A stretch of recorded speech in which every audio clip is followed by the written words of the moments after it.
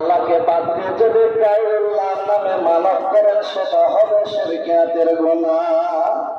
তাহলে গায়রুল্লাহর নামে মানত কি?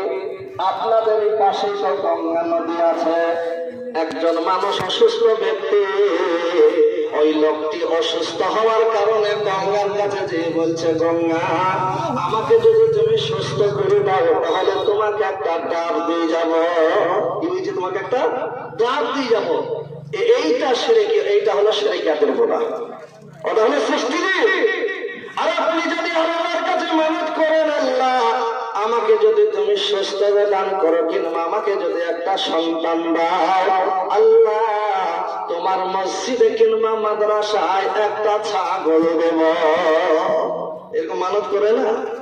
এগুলো ইবাদত হবে। আল্লাহর নামে হলে ইবাদত, আর গায়রুল্লাহর নামে হলে শিরকিয়াতের গুনাহ। সঙ্গে সঙ্গে মা মানত করে বসলো। আমরাও অনেক মানুষ আছে, একজনের 2 জন 3 জন 4 জন সন্তান হয়েছে।